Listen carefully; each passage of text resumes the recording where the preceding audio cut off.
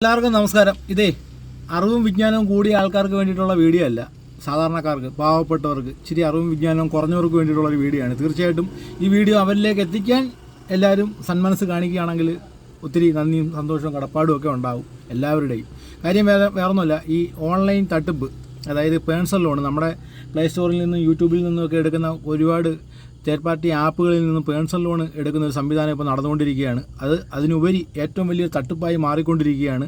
തട്ടിപ്പെന്ന് പറഞ്ഞാൽ ആദ്യത്തെ 1-2 അടവ് കഴിയുന്ന സമയത്ത് അതിനുശേഷം ഇവർ നമ്മുടെ ഫോട്ടോയൊക്കെ മോർഫിങ് ചെയ്ത് വീഡിയോസ് ആക്കി മറ്റുള്ളവർക്ക് അയച്ചു കൊടുക്കുമെന്ന് പറഞ്ഞ് കാണിച്ച് ഭീഷണിപ്പെടുത്തി നമ്മുടെ കയ്യിൽ നിന്ന് പൈസ തട്ടിയെടുക്കുന്നൊരു സംവിധാനം നടന്നുകൊണ്ടിരിക്കുന്നു. ഇപ്പോൾ എൻ്റെ തൊട്ടയലത്തും നടന്നു. അതിൻ്റെ അടിസ്ഥാനത്തിലാണ് ഇങ്ങനെ ഒരു വീഡിയോ ചെയ്തത്.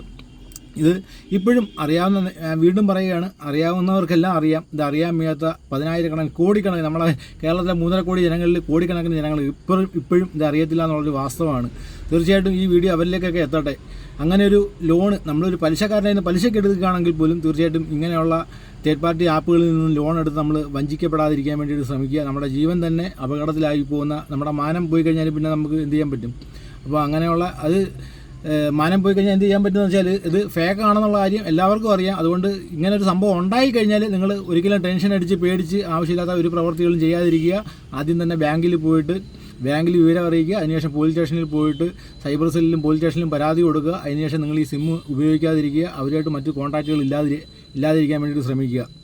അല്ലാതെ പേടിച്ച് ടെൻഷൻ അടിച്ച് മറ്റൊന്നിനും പോകാതിരിക്കുക. ഓക്കെ, അതാണ് ഇതിൽ ചെയ്യാനുള്ളത്. രണ്ടാമത്തെ കാര്യം, ഇങ്ങനെയുള്ള തേർഡ് പാർട്ടി ആപ്പുകൾ ഏതെങ്കിലും ആൾക്കാരുടെ കയ്യിൽ നിന്ന് പലിശയ്ക്ക് എടുത്താലും ശരി, ഇങ്ങനെയുള്ള തേർഡ് പാർട്ടി ആപ്പുകളിൽ നിന്നും പേഴ്സണൽ ലോൺ എടുത്ത് നമ്മൾ വഞ്ചിതരാകാതിരിക്കാൻ വേണ്ടിയിട്ട് പ്രത്യേകം ശ്രദ്ധിക്കുക. ഇപ്പോൾ അനുഭവങ്ങൾ ഒരു 2-3 എണ്ണം എൻ്റെ തൊട്ടടുത്തും എനിക്ക് വേണ്ടപ്പെട്ടവർക്കൊക്കെ ഉണ്ടായതിൻ്റെ പേരിലാണ് ഇങ്ങനെ ഒരു വീഡിയോ ചെയ്യുന്നത്. അറിയാവുന്നവർ ഇത് അറിയാൻ മേത്തതിലേക്ക് എത്തിക്കുകയാണെങ്കിൽ ഹൃദയം നിറഞ്ഞ നന്ദി ഉണ്ടാവും.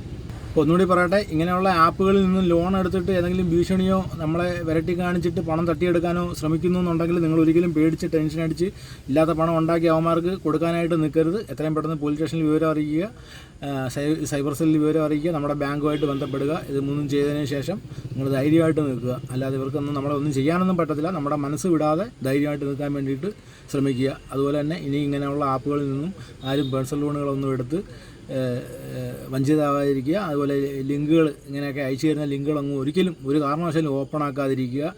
ലിങ്കുകളൊക്കെ ഓപ്പൺ ആക്കി കഴിഞ്ഞാൽ നമ്മുടെ ഫോൺ അപ്പോഴേ ഹാക്ക് ചെയ്തിട്ട് നമ്മളുടെ എല്ലാ കോൺടാക്റ്റും അവരെടുത്തിട്ട് അതിലേക്കൊക്കെ നമ്മളിങ്ങനെയുള്ള വീഡിയോയും ഫോട്ടോസും ഒക്കെ കൊടുക്കുമെന്ന് ഭീഷണിപ്പെടുത്തും, കൊടുക്കും. അതിനൊന്നും ചെവി കൊള്ളാതിരിക്കുക. ധൈര്യമായിട്ട് മുമ്പോട്ട് പോകാൻ വേണ്ടിയിട്ട് ശ്രമിക്കുക. ഓക്കെ, അതുപോലെ തന്നെ നമ്മുടെ ഗതാഗത മന്ത്രിയുടെ നിർദ്ദേശപ്രകാരമുള്ള അടുത്ത വീഡിയോയിലുള്ള ഒരു ഗതാഗത നിയമത്തിനെക്കുറിച്ച് ബോധവൽക്കരണം ചെയ്യാനായിട്ട് ആഗ്രഹിക്കുന്നു. അതും കൂടി എന്താണെന്ന് പറയാമേ. നമ്മുടെ വണ്ടിയുടെ വേഗത കൂടുന്തോറും നമുക്ക് നിയന്ത്രിക്കാൻ പറ്റാത്ത സാഹചര്യമാവും. മാക്സിമം വേഗത കുറച്ച് ഓടിക്കാൻ ശ്രമിക്കുക. ഇടതുവശം ചേർന്ന് ഓടിക്കാൻ ശ്രമിക്കുക. 2 വീലറിൽ പോകുമ്പോൾ തീർച്ചയായിട്ടും ഹെൽമെറ്റ്, 2 വീലർ യാത്ര ചെയ്യുന്ന എല്ലാവരും ഹെൽമെറ്റ് വെക്കാൻ ശ്രദ്ധിക്കുക.